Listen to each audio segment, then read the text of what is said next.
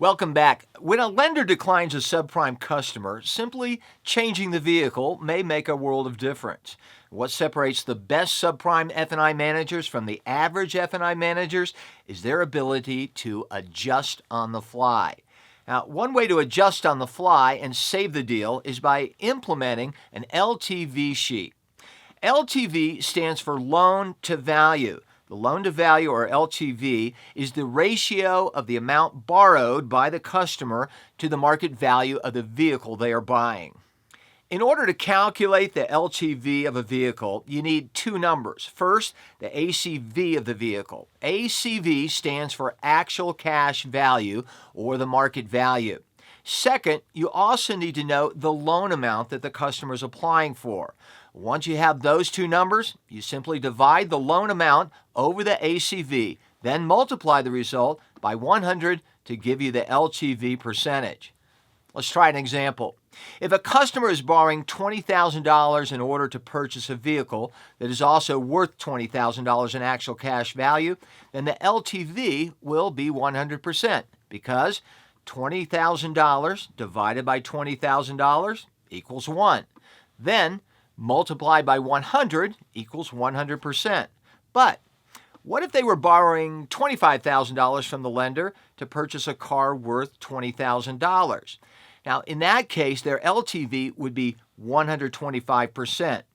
$25,000 divided by $20,000 equals 1.25. Then multiplied by 100 equals 125%. Higher LTV means more risk for the lender, and lower LTV means less risk. Of these two scenarios, which do you think a bank would feel better about? Option A, where the customer is borrowing the same amount that the car is worth, or option B, where the customer is borrowing more than the car is worth?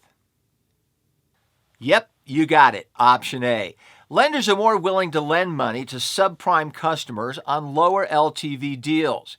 And that way, if the customer stops paying for the loan, the lender's loss will be minimal after they repossess the vehicle and sell it at auction. Okay, so how does this tie in with subprime customers? By using LTV, you can find cars that banks feel better about because there is less risk for them.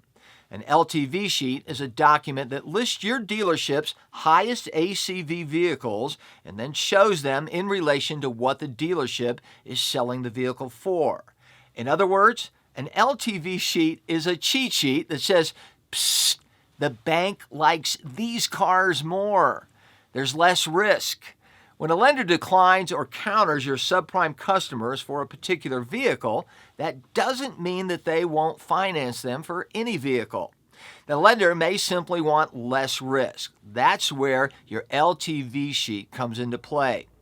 Take a quick look at your LTV sheet and find a vehicle that has a higher ACV, then check with the lender to see if this better LTV vehicle will turn their decline or counter into an approval. How do you build the LTV sheet? Well, popular dealership softwares, one example would be vAuto, do this for you.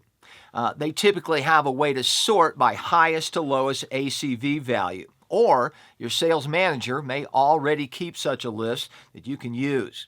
If your dealership does not have this software and your sales manager does not keep such a list, it may be up to you to book out each car, find the value, and build your own.